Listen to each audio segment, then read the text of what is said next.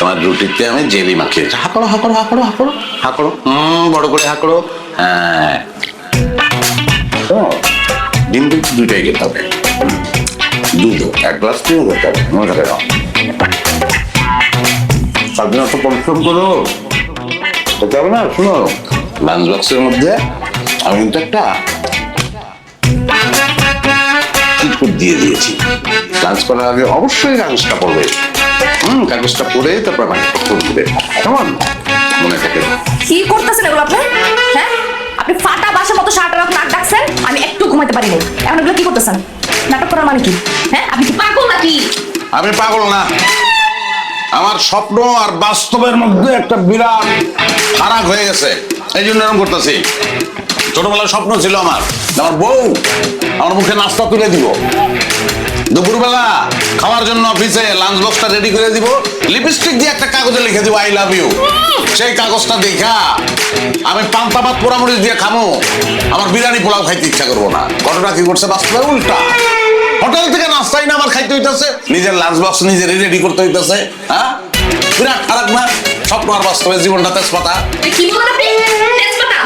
আমি আপনার জীবনটা তেজপাতা বানাচ্ছি নাকি আপনি আমার জীবনটা শেষ করে ছাড়ছেন? আপনি কি ভাবছেন স্বপ্ন খেলে আপনি দেখেন?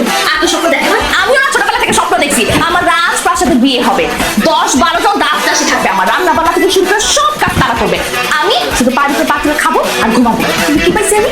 হ্যাঁ, দাস দাসী তো দূরের কথা, যে জামার সাথে আমার বিয়ে হচ্ছে সে রান্না বান্না পর্যন্ত ঠিক মতো করতে পারে না। বাড়িতে যাবি কেমনে থাকবো আল্লাহই জানে। তুমি তো বাড়িতে নাই, তুমি কোনো বাড়িতে নাই, এটা তো কোনো বাড়ি না। বাড়িতে থাকতে হলে কাজ কাম করতে হয়, এটা তো 5 স্টার হোটেল। খাইতেছো যাইতেছো শীত বুতায় ঘুমাইতেছো, নানান ডিজাইনে ঘুমাইতেছো, ফুর্তিতে আছো তো। কি করলা তুমি?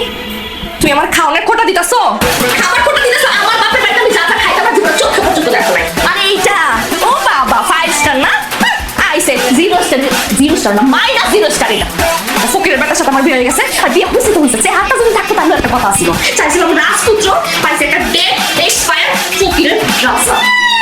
আল্লাহ, আমি কি পাপ করছি বাবা? আমি তো অনেক বেশি দোষ করে ফেলেছিলাম যে এই লোকটার সাথে বিয়ে দিয়েছে। হ্যাঁ, এই লোকটার সাথে আমার লাগলে প্লিজ আমি কি পাপ করছিলাম? আর তুমি আমার বলছো দাও, বলছো সত্যিটা হবে এই লোকটা নিয়ে সহ্য করতে পারবো? আমিও তো বলতে পারি আল্লাহ, তুমি আমার একটা প্যাকেট দিলা ধলা, ভিতরে মাল কালা আর কাতরা, বলতে পারি না? টুকরোটা পিঠ ফাট ভিতর দিয়ে শতকার। হ্যাঁ, আমিও তো বলতে পারি আল্লাহ এই গজবটা আমার গলায় কিনলিকে ঝুলাইলা, কি অন্যায় করছিলাম আমি, বলতে পারি না আমি? বলতে পারোস? তোরে বিয়ে করে আমার জীবনে যত স্বপ্ন আছে না সব এইভাবে ভাঙিয়ে গেছে। তাই তোরা বিয়া কইরা আমার জীবনটা এই যে বাঁচতেছে না, এই যে বাঁচতেছে না, এরকম বাজনা আমার কানে সবসময় বাজে। তুই একটা শব্দ দূষণ। আমি শব্দ দূষণ? তোরে আমি বিয়ে করে আসে না আমার জীবনে সব স্বপ্ন এসে যায় এইভাবে লবণের মতো ধুলাই নিঃশ্বাস। তুই আমার ভরা যৌবনে, আমার ভরা যৌবনে তুই আমি পানি ঢালছ, আমার ভরা যৌবন। যৌবন আমার যৌবন। আরে বাবা রে যৌবন থাকে এমনিতে যে চেহারা আর যে বয়স তার আমার যৌবন না, এই বার্ধক্য বয়সে আমার যৌবন দেখো চালাতে পারছে। বার্ধক্যের কথা কষ্ট কোন বুড়ার লোকই তো তোর বিয়ে হইতে পারে না, বুড়ারে বিয়ে করার যোগ্যতাও তোর নাই। তোর বিয়ে হইব ঢাকা মেডিকেলের কোন কঙ্কালের লগে, কঙ্কাল কথা হইতে পারে না, ওর লগে তো 24 ঘন্টা ঝগড়া করবি। আর তোর যে অবস্থা, তুই নিজেই তো একটা কঙ্কাল, সামনাটা খুলে নিয়ে তুই একটা কঙ্কাল, যে একটা কঙ্কাল মরা কঙ্কাল ফাইটিব।